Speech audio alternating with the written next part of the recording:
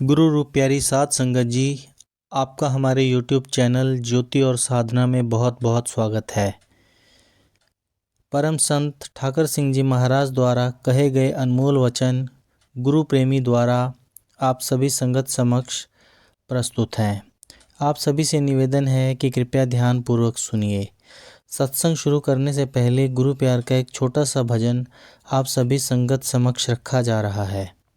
आप सभी से निवेदन है कि कृपया हमारे इस चैनल ज्योति और साधना को सब्सक्राइब करें, वीडियो को ज़्यादा से ज़्यादा लाइक शेयर करें ताकि संपूर्ण जगत परम संत ठाकर सिंह जी महाराज द्वारा कहे गए अनमोल वचनों से लाभ उठा सके।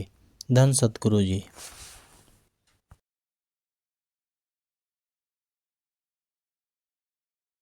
मिलती है साधुओं की संगत कभी कभी, मिलती है साधुओं की संगत कभी कभी, चढ़ती है मन पे नाम की रंगत कभी कभी, मिलती है साधुओं की संगत कभी कभी। बंदों को रहना चाहिए ऐबों से दूर ही,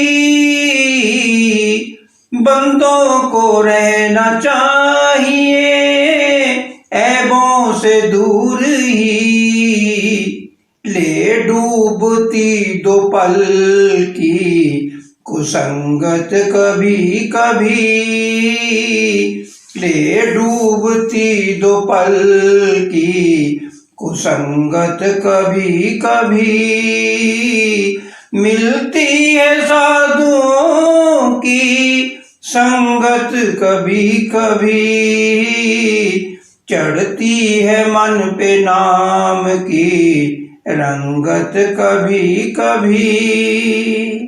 दौलत से प्यार कीजिए जितना भी ठीक हो,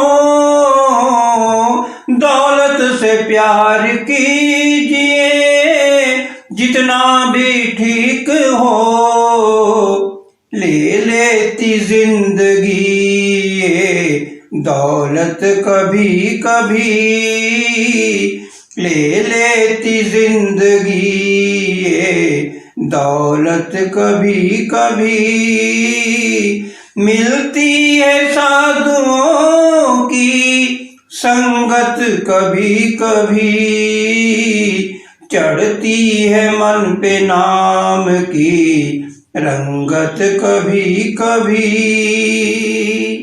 इज्जत को पाके उसको भूलना न चाहिए, इज्जत को पाके उसको भूलना न चाहिए, मिलके भी छीन जाती है इज्जत कभी कभी, मिलके भी छीन जाती है इज्जत कभी कभी। तू भी कुछ सोच ले परलोक के लिए, तू भी कुछ सोच ले परलोक के लिए, क्योंकि मिलती है जिंदगी में फुर्सत कभी कभी, मिलती है साधुओं की संगत कभी कभी, चढ़ती है मन पे नाम की रंगत कभी कभी, मिलती है साधुओं की संगत कभी कभी।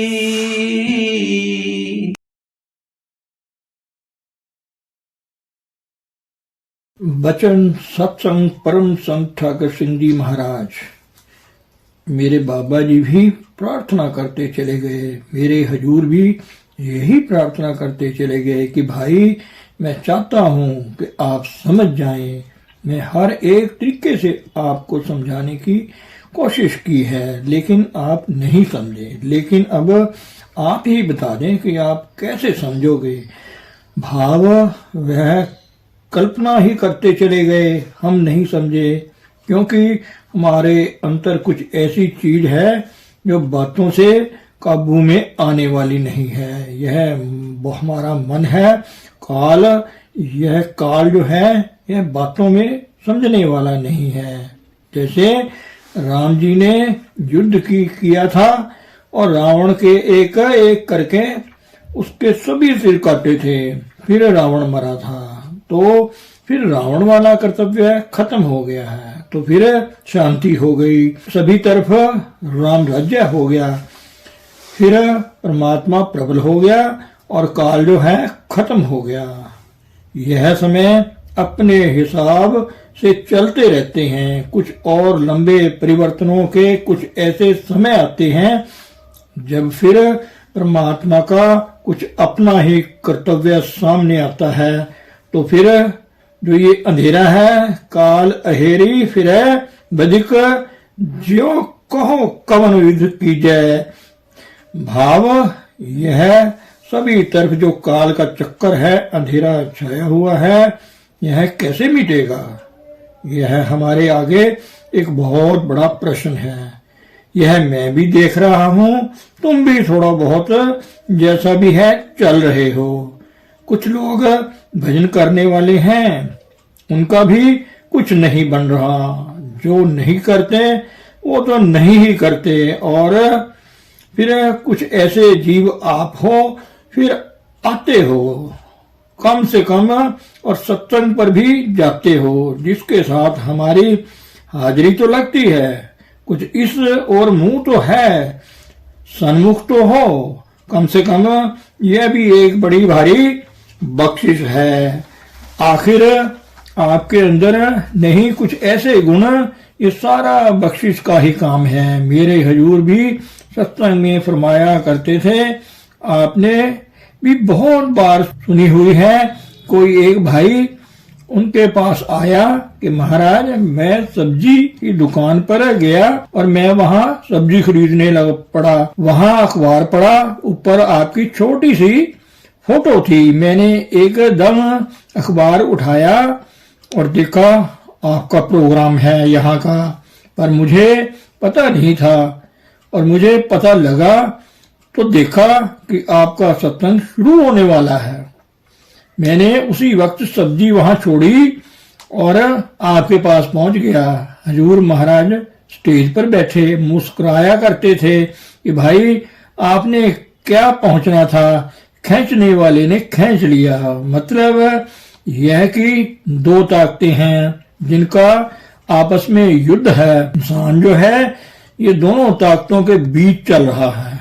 अब देखना ये है कि कौन सी ताकत ज्यादा काम करती है, जिससे हम आवाज मारें कि ये हमारी सहायता करने, वो आ जाता है। और जब हम गुरु को याद करते हैं, परमेश्वर को याद करते हैं, तो फिर गुरु आ जाता है, हमारी सहायता करता है। लेकिन जब हम दुनियादारी में फंस जाते हैं, डॉक्टरों हकीमों में फंस जाते हैं, तो माफ करना, ये जो चीजें हैं ये सब की सब काल की हैं। इनमें से कोई सहायता नहीं करता किसी की भी। और फिर आप क्या कहोगे कि मैं क्यों डॉक्टरों के पास गया? अब यह कि काल ने फिर यही अपना सिलसिला चला दिया कि तू तो कहता है कि डॉक्टरों के पास गया, बात यह है कि काल ने फिर यही अपना सिलसिला चला दिया कि तू जो कहता है कि डॉक्टरों के पास नहीं जाना, तो मैं भी तुझे भी डॉक्टरों के पास घुमाऊंगा। ठीक है भाई, घुमा ले, जितना समय तेरा जोर है तू चला ले अपना, लेकिन कूड़ निकट्टे नान का ओढ़क सच रही। सच जो है उसने ही आखिर में कामयाब होना है। असल फिर तो महापुरुष पहले ही बीमारियां उनकी आती रही, डॉक्टरों हकीमों के पास जाते रहे। और जैसे अब मेरा भाई ये बता रहा था कि यह ऐसी चीजें कुछ बोझ होते हैं, अपने शिष्यों के उठाने पड़ते हैं। तो बाबा जयमल सिंह जी के जमाने की एक वृत्तांत सुना होगा आपने। उन्होंने एक ऐसे जीव को नाम दे दिया कि कई कई जन्मों के ऐसे कर्म थे कि उसने बड़ी ही आग में तपना था। 14 दिन उनको डेरे वापस आकर बुखार चढ़ता रहा। 14 दिन बाद उनको होश आया और कई दिन बाद फिर अपनी ताकत में आए। भाव ऐसे जीवों का भार उठाना पड़ता है कई प्रकार का। सो ये गुरु का ही काम है और गुरु की जो तकलीफ होती है, बीमारी होती है, वो उसकी अपनी नहीं हुआ करती। ये ऐसे भुगतान ही हुआ करते हैं अपने शिष्यों के। लेकिन ये ऐसा जमाना जो इस वक्त चल रहा, उसमें एक खास चीज जो है कि संसार पर जो रावण का राज्य है उसको कैसे खत्म किया जा सकता है। राम के आगे यही एक बड़ा मसला था कि रावण को कैसे खत्म करना है। लोग तो कहते हैं कि उनको 14 वर्ष का वनवास हुआ था, लेकिन उनको 14 वर्ष का वनवास नहीं था हुआ। 14 वर्ष तक की उनकी कठिन साधना थी, जिस साधना को उन्होंने पूरा किया और अपने अंदर फिर इतनी ताकत पैदा कर ली कि परमेश्वर की कि रावण के मुकाबले में फिर डट गए और रावण को खत्म कर दिया। यह चीज जो है आपकी, मैंने बहुत सत्संग दिए हैं, बड़े खुले दर्शन भी आपको मैंने दिए हैं। सब कुछ आपका जैसे आप कहते रहे मैं करता रहा। सो अपने भी बहुत प्यार दिया। सत्संग हुए, कई सत्संग घर में भी बने, कई बन भी रहे हैं। लेकिन इस वक्त जमाना जो है यह कुछ बड़ा ही और तरह का है। ऐसा जमाना, आप इससे घबराओ नहीं इस बात से कि मैं आपको नहीं मिल रहा और मिलूंगा भी नहीं और मेरे पीछे आपने आना भी नहीं। आपको कई प्रकार की रुकावटें मैंने लगाई हैं, लेकिन उनमें घबराने की कोई बात नहीं है। मैं कहीं छिप गया हूं या मैं कहीं गया हूं, लेकिन बात ये होती है जब तीर चलाना होता है तो सारा ध्यान जो है यहाँ लगाना होता है जहां पर तीर ने जाकर लगना है। सो ये सब बातें करने का जमाना नहीं है कि मैं सत्संग देता जाऊं, नाम देता जाऊं और बाद में ही दुनियादारी मुताबिक चलो। संसार की कोई फायदा नहीं हुआ, न होना है, न पहले कभी हुआ है। वहीं दुख तकलीफें उनकी सत्संगियों की भी आती रही हैं और दूसरों को भी दुख तकलीफें हो रही हैं। कोई फर्क नहीं पड़ सकता। लेकिन संसार पर जो बढ़ रहा है सिलसिला काल का, मतलब 40-50 साल से तो बहुत ही बढ़ गया है कि जो रेडियो, जो टेलीविजन, जो वीडियो, जो सिनेमा इत्यादि घर घर में चल पड़े हैं। लोगों ने जो भेड़ें बकरियां चराने वाले हैं उन्होंने भी ट्रांजिस्टर रखे हुए हैं। यह तो ट्रांजिस्टर था, अब तो लोगों ने कारों में भी टेलीविजन रखे हैं और फिर थोड़ी देर बाद आपके हाथ में भी टेलीविजन आ जाएगा। साइकिल वाला भी टेलीविजन लेकर फिरेगा, जो पैदल है वो भी, जो जूते गांठने वाला है उसके पास भी टेलीविजन पड़ा होगा। मतलब है कि संसार की जो काल की सत्ता है बढ़ रही है, बड़ी आगे तरक्की कर रही है और बच्चे जो हैं उनकी तो पता ही कुछ नहीं है। या टेलीविजन देखते हैं या क्रिकेट है, स्थान स्थान पर गेंद और बल्ले चल रहे हैं। माता पिता का कोई कहना नहीं मान रहा। खाना खाने चले जाएंगे, आराम करते चले जाएंगे।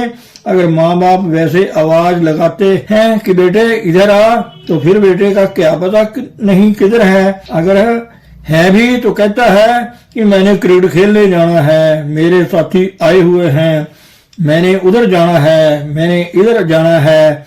भाव कि ये काल का ऐसा चक्कर है। नहीं तो ऐसा होता था कि माँ बाप ने कह दिया राम जी को, बेटे तेरे लिए राज्य नहीं वनवास है। और वह चुप करके तुर पड़ा और उसने ना तो पूछा कि मेरी गलती क्या है, मुझसे क्या गलती हो गई है। अगर मुझे घर में ही नहीं रहने देना तो कम से कम वनवास तो ना दो। ऐसी कौन सी सजा है, मैंने कौन सा गुनाह किया जिसकी मुझे सजा मिल रही है। और उसने हूँ हाँ नहीं की, नुक्ताचीनी नहीं की, चल पड़ा चुप करके। मतलब है कि लक्ष्मण था जो भी अपने बड़े भाई की सेवा में रहा। शादी भी नहीं करवाई उसने, सिर्फ इसलिए कि बड़े भाई की सेवा करना मेरा कर्तव्य है। तो जो बड़े भाई ने कहा वो ही पिता के समान उसकी आज्ञा का पालन किया।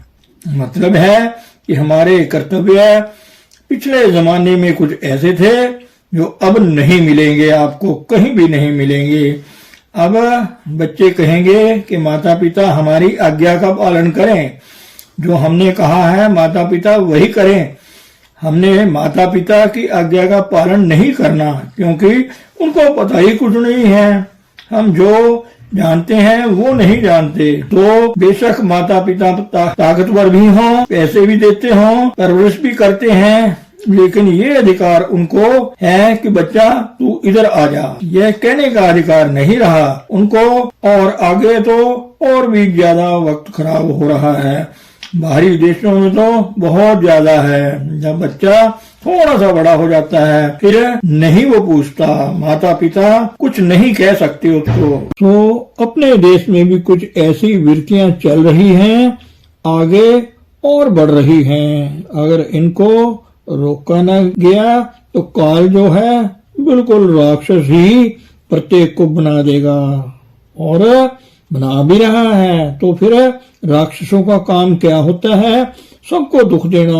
आग का काम क्या होता है, सबको जलाना। कांटों का काम क्या होता है, चुभना। वह फूल तो है नहीं जो किसी को कोमलता देंगे, सुगंधी देंगे। कांटों ने, झाड़ियों ने चुभना ही है। पत्थर जो है कठोर है और ठोकरें ही लगेंगी।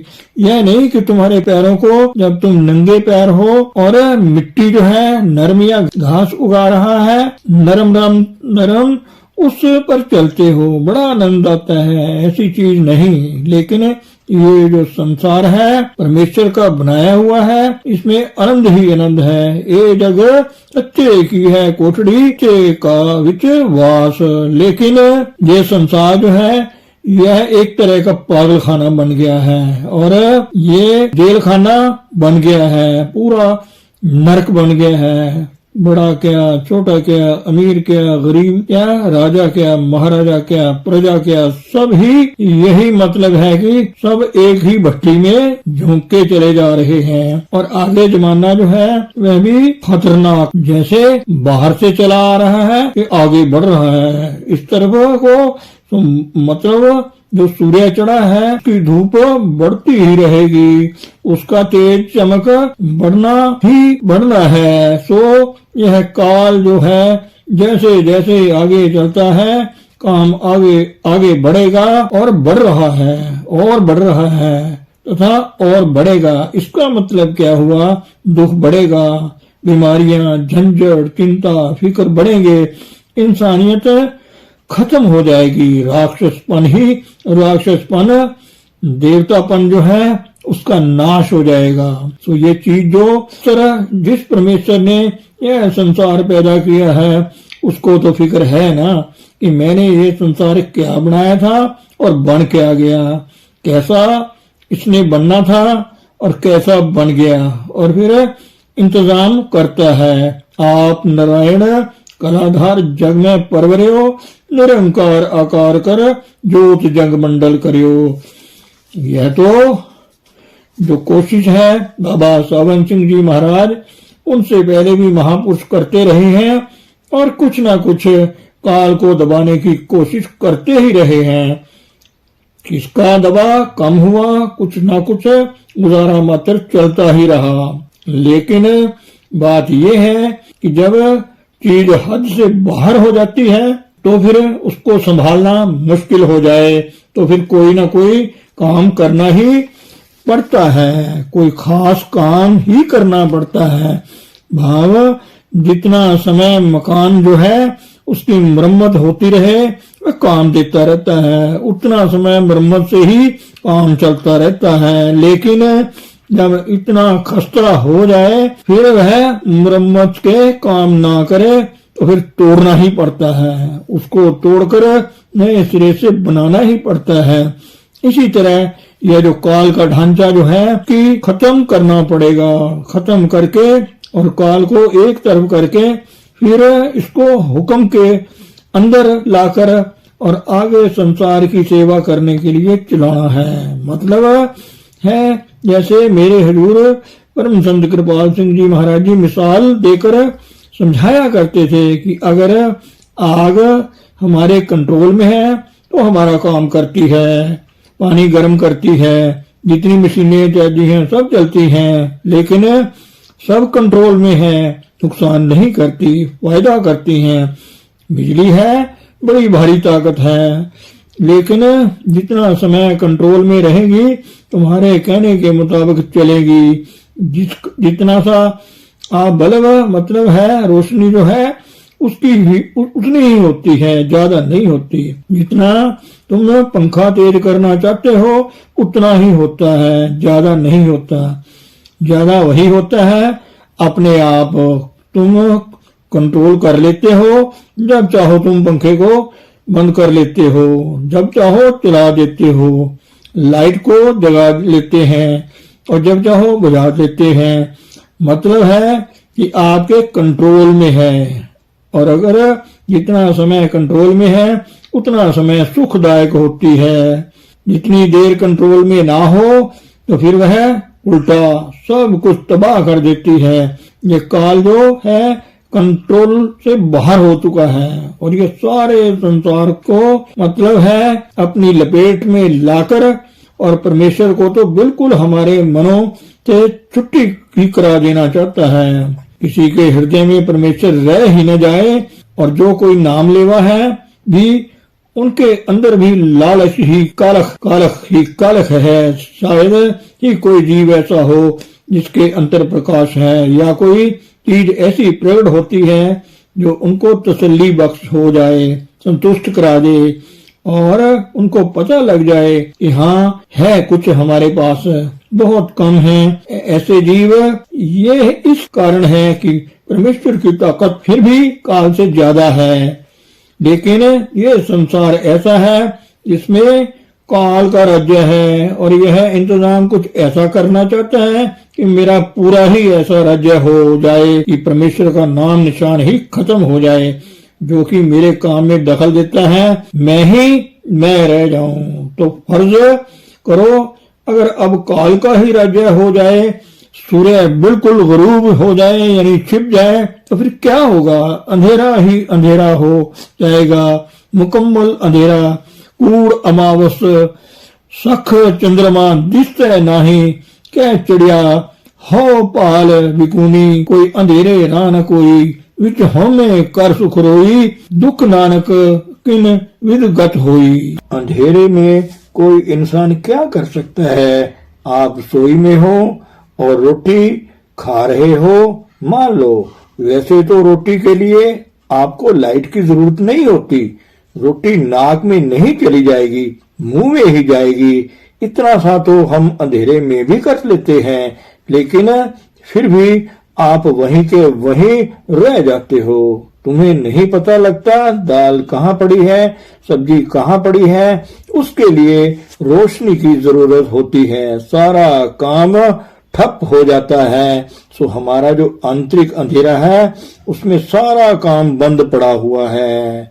जो भी पदार्थ है, जो भी अमृत है, जो भी हमारा पिता है, जो भी हमारा परिवार है, जो भी हमारे खजाने हैं, लाल जवेहर भरे भंडार, टूट ना आवे जब निरंकार। जो हमारा परिवार है, मित्र है, जो हमारी बिल्डिंगे हैं, भवन है, जो खंड ब्रह्मांड है, सारे के सारे हमसे बिछड़े पड़े हैं, अलोप हो चुके हैं। किसी को कोई चीज नहीं मिल रही। ये संसार जो है इसे बताया गया है यह कैसा है। कूड़ राजा, कूड़ प्रजा, कूड़ सब संसार। धन सतगुरु, धन गुरु प्यारी साथ संगत जी।